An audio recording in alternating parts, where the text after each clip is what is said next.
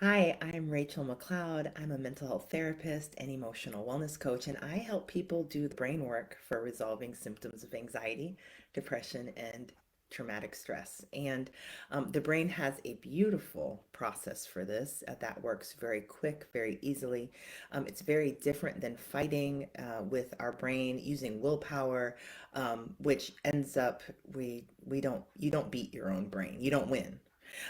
You either work together, you either create synergy with yourself and your brain, or you don't, and, or you don't thrive, and your brain can't help you succeed. It can't help you grow. Can't help you mature. It can't help you organize and utilize your emotional intelligence, on and on. So this process the brain uses is very, very important, very powerful, very quick, and natural to our brains. And when we learn how to support that process, transformation happens quickly.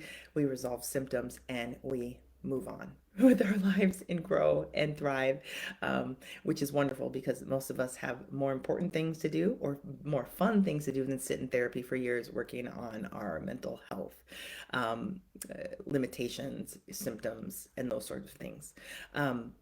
It's much more fun to build the wellness in. But today, I want to talk about something that's central to this, that many people notice before they're noticing symptoms of anxiety, depression, or traumatic stress. Many people become fixated on this because it's not working. They have, well, let me introduce it and then we'll talk about it. So today's talk is called Emotional Eating, Survival Mode, and Nervous System Dysregulation. And I don't I don't help people overcome emotional eating, even though I help people overcome emotional eating, right? I help them overcome the root issues of why they are emotionally eating. They're using food. I'm going to talk about why we use food, and the brain states, and what the brain should be doing instead, or what we can help our brain do instead, so that um, the actual brain need that is occurring in emotional eating actually happens, instead of throwing over this behavior that we do, eating, which we are throwing behaviors over everything. Today I'm talking about eating, but this is things people are doing with social media, scrolling, cutting, sex addiction, substance use, a workaholic, right? This is the same thing. But today we're talking about emotional eating. And so, really, and so what I do is I help people resolve the symptoms, the brain function challenges of why emotional eating is occurring in the first place, why we get trapped here, why the brain isn't resolving this, why it is using this to cope repeatedly, and why you feel like you have no willpower, and on and on. And so, that's really the topic today.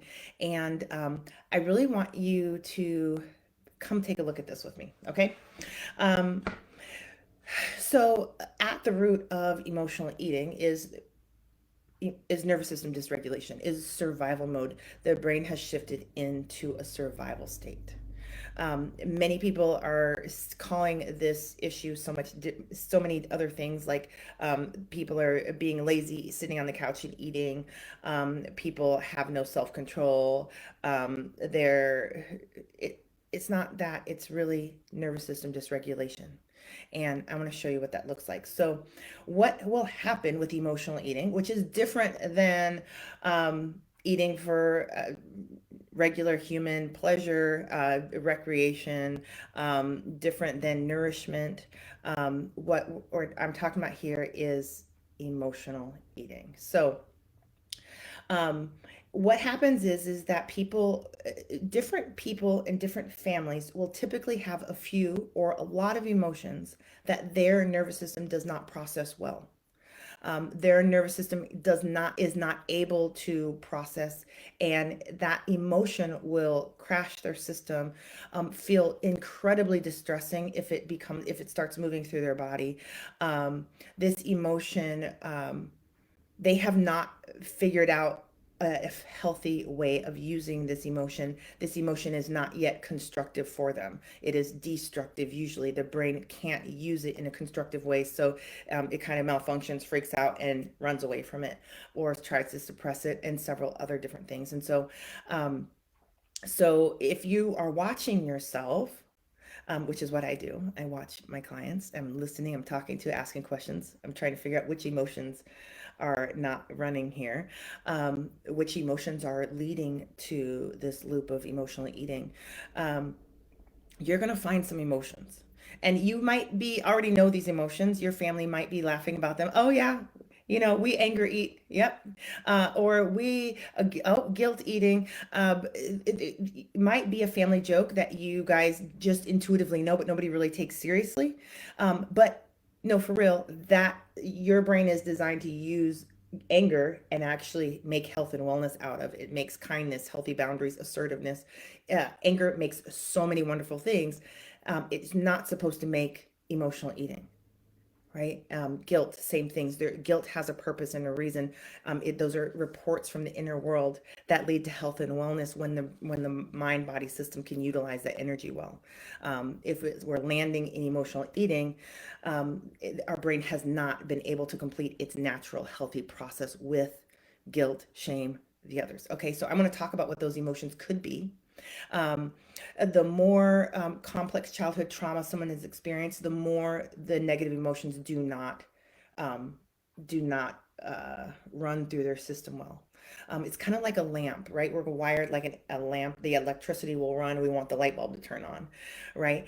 If the lamp isn't wired right, wherever the malfunction is, it'll zap, and there's a whole electrical problem here that is actually pretty dangerous. And we're the same. If anger runs through our system and causes angry outbursts, lashing out, aggression, emotional eating, that's that. It's not wired for anger, right? It's not wired for that emotion to come on and turn the light bulbs on. We want to see that anger or that emotion move all the way through the body, past the limbic system, the survival system, and get to the whole brain. We want it to take a tour of all the stations, like there's a factory in there that makes healthy emotional and mental teeth and bones, right? Mental, just abilities, new ways of being, insight, epiphanies. We want the whole brain working on this because that it makes beautiful things. It'll take anger and make something really powerful, really beautiful, and really connective, really great things. Um, so, the emotions that people typically have challenges with can be anger, covered that, fear, worry, shame. Gosh, shame is really hard on nervous systems. It's so painful. Um, Gosh, I really enjoy shame processing. But in my personal journey with that, it was very hard to find the shame because my system would malfunction instantly in the presence of it. And so I'd almost just, no, okay, let's not say almost. It felt like almost because it was happened so fast, but I'd dissociate so fast. And that's when I learned, hold up, if I dissociate while I'm thinking about something, there might be shame in there. Sure enough, there was. And sure enough, finally, I got close enough to resolve that in those areas. But so it really got to get a good look and up close with shame. And all of these emotions will show up differently for different people. They will show up in different parts of the body. They're not the same for all of us. They're similar. We can relate, but really, it's so important that we can individualize this and find out how these emotions impact us, what they feel like in our body, and learn how to run that energy all the way to turn the light bulbs on up at the top. Um, so other emotions that can lead to emotional eating, this emotional distress and survival mode that leads to emotional eating, are grief, disgust, disappointment, self-hatred, hatred of others. I'm a big fan of self-hatred and hatred of others.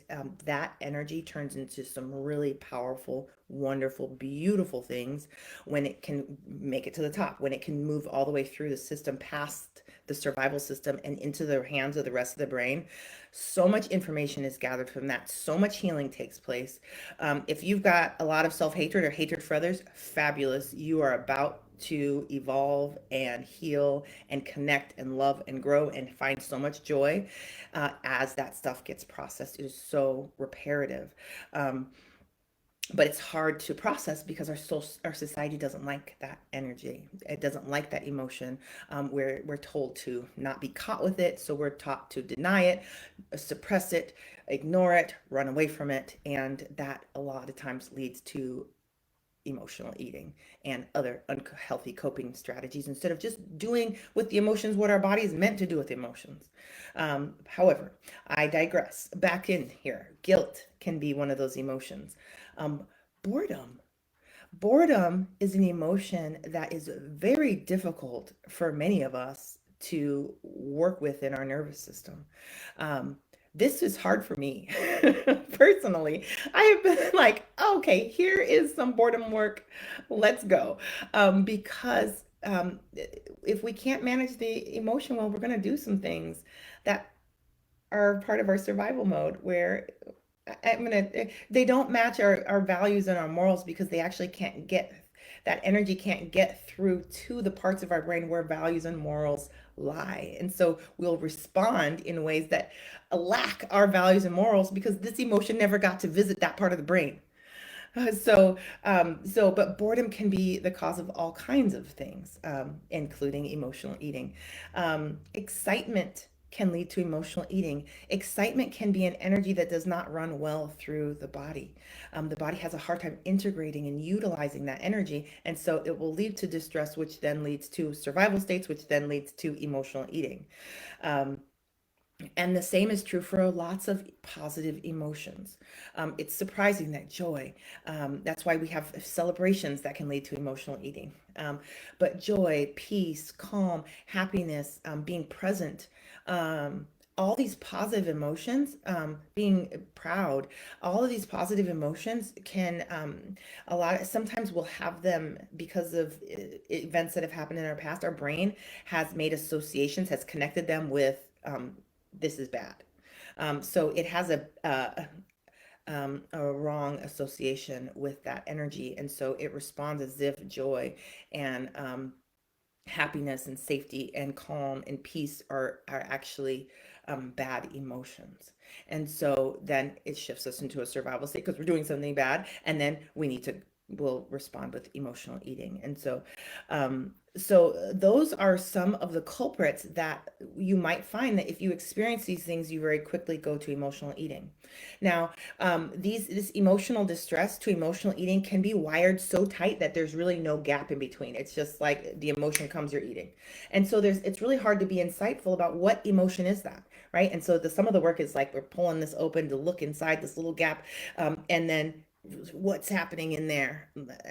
I have strategies to and processes to help people do that. I teach a lot of these in my program, Inner World Transformation, to really what is in that, and also to stretch that open so we can see um, in what happens with what emotion led to emotional eating. But it can really be so fast. A lot of times these feelings, because they haven't made it through the brain's process for this, they haven't made it to the word center in the brain. So they're feelings without words to them. Your brain could not put words to them if it wanted to. This is called alexithymia, the inability to put thoughts and feelings into words. The inability to process emotion is really one of the main causes of this showing up in people's life. And so it's kind of fun to help people find these emotions and get them processed because all of a sudden they're like, oh, it's this emotion, this one, and this one. And then they have these insights, and like their brain is finally using that information, that energy well, and also it's learning about that energy. It's giving the opportunity to create a new relationship with that emotion, and it's learning to not fear and react to that emotion as if it's an invader trying to run up invade the castle up here at the top. No, this is a welcome guest, and we want that to with bearing important information that's going to advance us and expand us and give us more abilities and capabilities. It's so these emotions are so expansive. um, so getting the stuff processed is vital, not just so that you can break out of the pattern of emotional eating, but so that you also get your next levels of wellness, your next levels of expansion. Excuse me, I'm recovering from a cough here. Every once in a while, it just gets me just right. Um, I think this might be one of those times. Okay. Um, I'm gonna tap my. I'm gonna tap my. There's points on the lung meridian. It's kind of throat though, unfortunately. Okay, I think I'm okay. I'm right in that healing spot with that cough. Okay. Um, so I have no idea what I was saying, but I want to talk about there's also mental distress that can lead us into emotional eating. And these are more like cognitive stressors, cognitive distress, not cognitive stressors. One of the ways I teach people to work with their inner world is I teach them how to work with the cognitive challenges and the things that are blocking the brain from healing. Um, I separate them because we need to help the cognitive distress process. The prefrontal cortex has challenges it needs supported. The subconscious mind has its own work it needs to get done to create your health and wellness. The body has its own work, and I think that's those are the categories. Um, I feel like there's one more. Um, but anyway, oh, the survival system, absolutely. That's that's what we're doing here, survival mode. We need to help these parts of the brain do their work. And so but there's so mental distress is like the conscious mind's challenges, and so we want to help them complete that as well. And so you'll find these types of mental distress, if these are going on, they have a high chance of leading you to emotional eating, because there are tricks for this, and I'm going to talk about that in a second. And emotional eating is a trick, is a brain trick, and it works, and that's why we do it over and over again, because it works and the brain has learned that it works. So it's like, let's do it faster and faster. We like to use what works faster and faster and faster and faster, and that's one of the things that makes that wiring really tight, is that it really has worked for your brain. Your brain says, oh, we need that thing done, let's go run, make them go eat. And so your brain moves into to compel you to eat. So you're actually not eating under choice, which would be a whole brain state. You're eating under compulsion for the brain to meet its needs through food, and you will eat until the brain has accomplished what it needs to accomplish.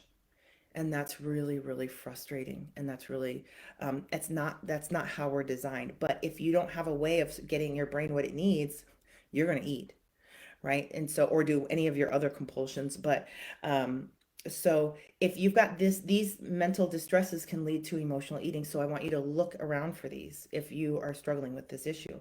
um, Overthinking, right? Mental looping, you're thinking over and over the same loop. That's one of these. That's a classic sign that the brain is not completing its healing processes or its processing process.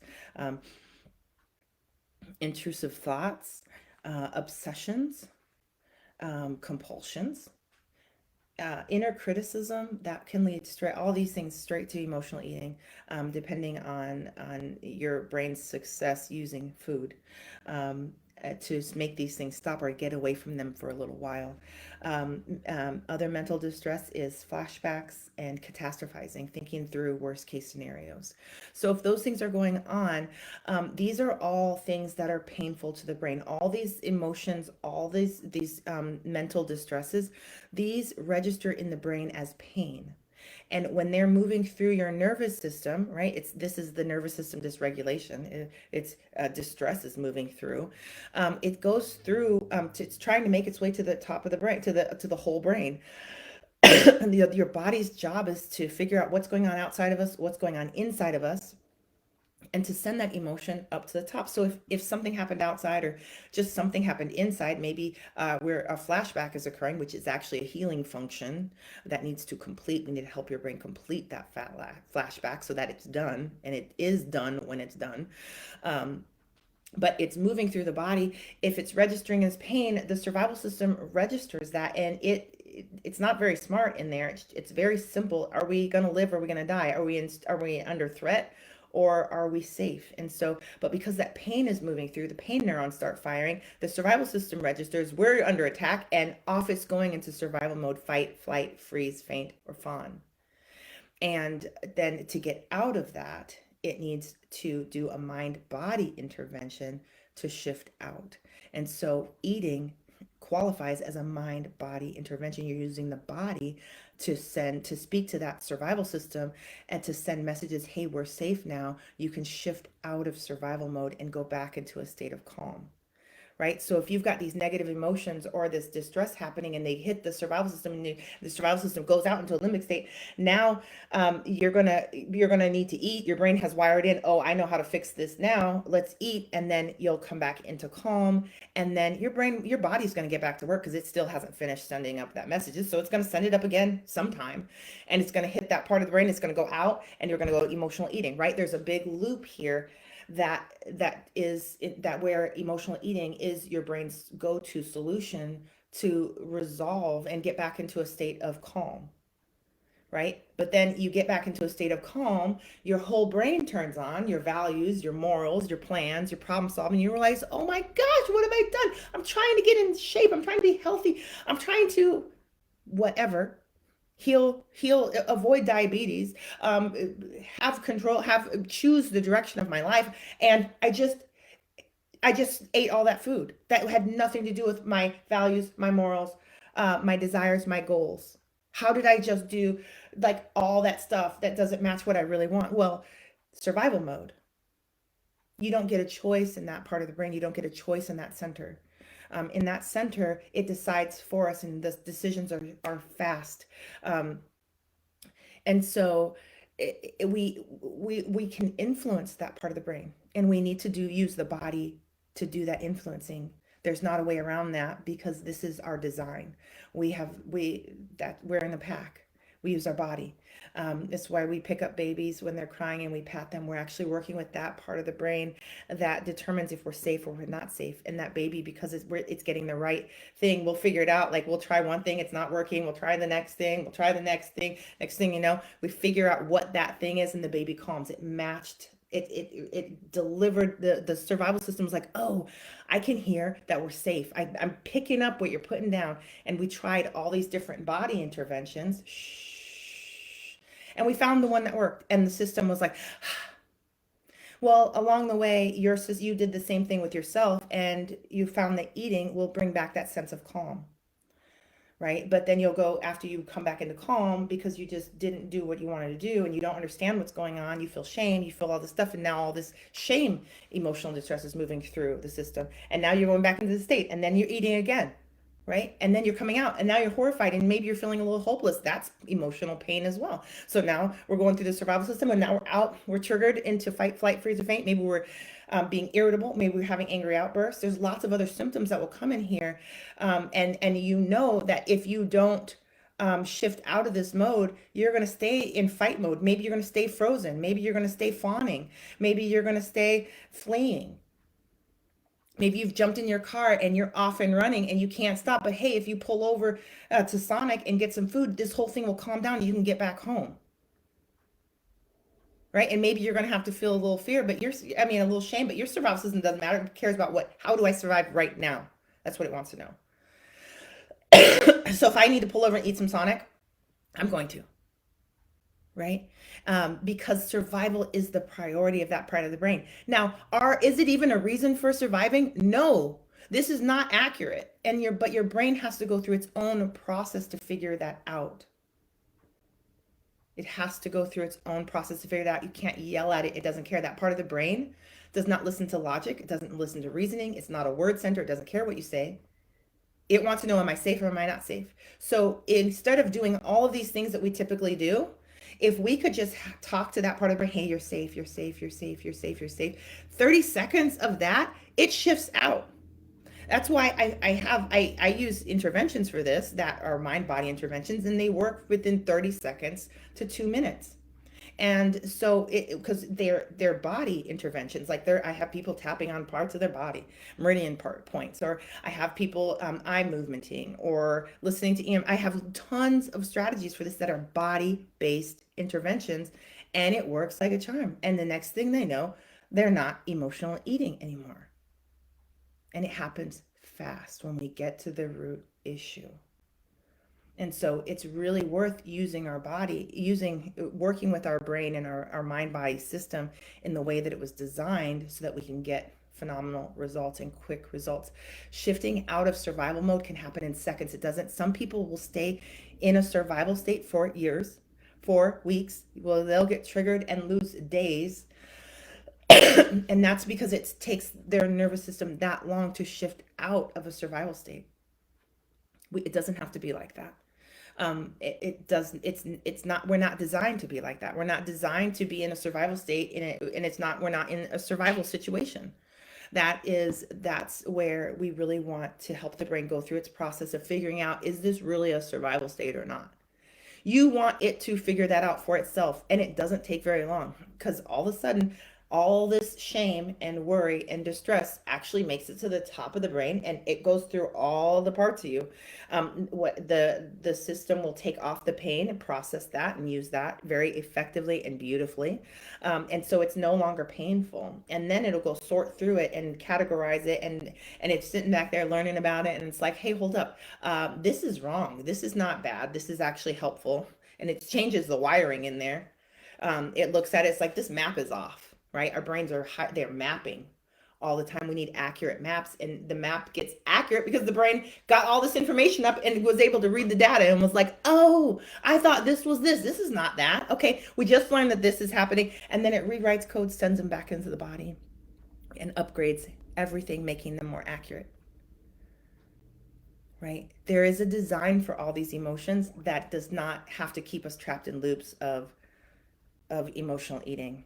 And so survival mode is really easy to resolve. And if you can understand brains, it's easy to understand why it would make that mistake, that we're in danger. These emotions are painful, but they're ours. They're part of our system. They're part of how we're designed, and they're part of our team. Our system needs to learn to work with this really, really well. And what we'll find people doing with emotional eating is using it for a couple things. They're using it for comfort, that nervous system soothing and regulation. They're using it for avoidance. I'm saying this was not one of my issues. I had other obsessions and compulsions. Thank you very much. This was not one of them. And so I want to use inclusive language. So the other reason we use this is avoidance. We want to avoid these painful feelings, and we can just use eating to pick up our mind and put it on a different path. So sometimes it's not about that soothing as much as it is like change stations. Like the trains that were coming through the nervous system are painful. Let's pick it up and let's shift one of those little things that change the direction, and let's get this other train moving in. Or what are we going to eat today? I wonder what's in the refrigerator, right? That is a different track. And so the brain will shift with you and say, I wonder what we are, instead of worry and distress, right? And so we're kind of using some distraction techniques there and avoidance. These are also defense strategies. We'll use eating to defend ourselves. Subconscious programming. Sometimes we've just been programmed to do this, either by people feeding us when we were in distress. So we have all these associations with food and nurturing and food and self-care and food and being loved, powerful stuff. We want to rewire that. It doesn't mean we're going to take the good out of there. We're not. What we're going to do is we're going to take the trauma out of there, or the what's not working for you. Your brain is designed to make things that work for you. And so we can trust, if we send it up there, I trust, we send it up there, and they are going to rework the whole thing to make it more in alignment with your values and desires. Um, they are your teammate. They're not my teammate, they're your teammate. That your brain is your teammate. And so, and when it gets this stuff, it knows what you want. It's trying to go in the same direction you are. It just is having difficulty doing that because of how it's designed. Um, so sometimes we are watching, we have this because we are watching, we've watched parents do this same habit. And so our mirroring neurons have picked that up. We've been practicing it neurologically, and it's just a nice, deep, working subconscious program. This is a little bit more challenging because you're like, I don't know. And it's just, it's the mirroring effects. And so, but the same thing, you grab it and process it, and your brain sorts it out for you. Um, we'll use this for self punishment. And this is a very similar thing to what happens with cutting. I like to bring these things together and really take the stigma out of them because we're sometimes we'll sit over there. I can't, why would they do that? No, it's the same reason that one would emotionally eat, and the same reason why one uses uh, um, one has sex addiction, a same reason why one uses substance abuse. It's the same reason why people are overthinking. It's the same reason why people are scrolling. It's the same neurological reason. It's the same challenge. Um, so, um, so I like to combine them because what we have a need as people to make the outside world match the inner world. If our inner world is all distressy and upset, we will do things on the outside to make it the same. Like if our inner critic is telling us, you're worthless, you're nothing, nobody likes you, you're awful, I hate you. Uh, we will do things on the outside world to match it. Like so, we'll self harm, we'll cut ourselves, we'll it's like we almost have to take this emotion and like put it on a canvas, like smear it on there and in our world. So it's almost a cry for help, but it's not. It's the need for things to be the same. It can be a cry for help, absolutely. And I please do cry for help because this there is help for this. So some of the self punishment can be part of them, and remember, these are functions and responses governed by the survival system. You don't get a choice. That means, on some levels, this is not your fault. This is your responsibility to resolve.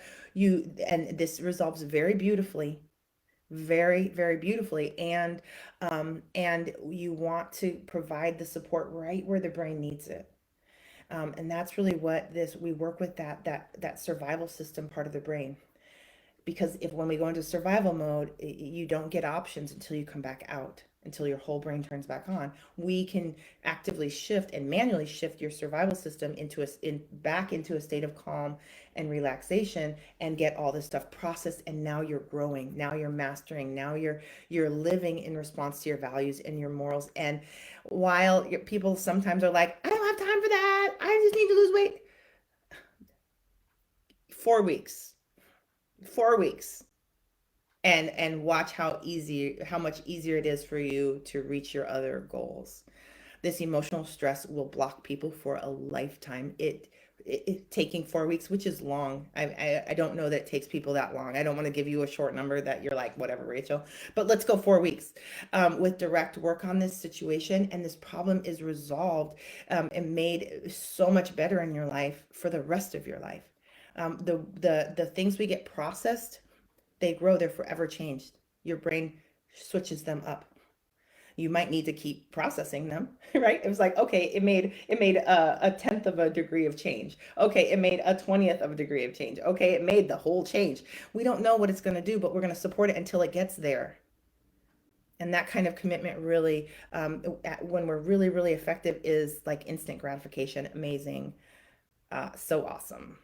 And so I want to invite you to try out some of my interventions for this. I offer a free program called Interventions for Inner World Transformation.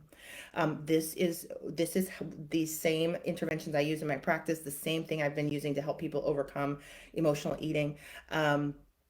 For years, and it works beautifully. These interventions work so fast to shift us out of survival mode and into a regulated state. You have to do it, and it's really nice to not have to eat your way through to do it, right? And eating doesn't always have the processing um, part of the nervous system regulation. especially if we're distracting and things like that. We're just calming, we're not processing. And we want them both together. We want to calm and process because we want to layer all these functions together. Your brain can do so much for you so quickly. And so I have I have a program for this, interventions for inner world transformation. I invite you to log on, try it, sign up. If you would like me to walk you through my process for overcoming emotional eating and really at the root of this level with the survival system, in survival mode, challenges, that's really what I do in my program, Inner World Transformation, and what I do in my intensive coaching program. So you can find the links to those things in the title.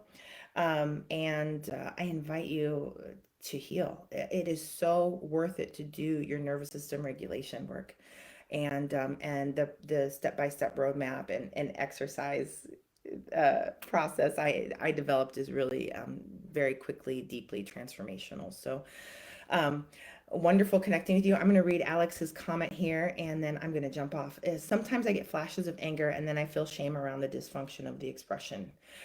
This typically is followed by up by appetite issues. Is there hope within your work for someone to have less of these embarrassing moments? Absolutely.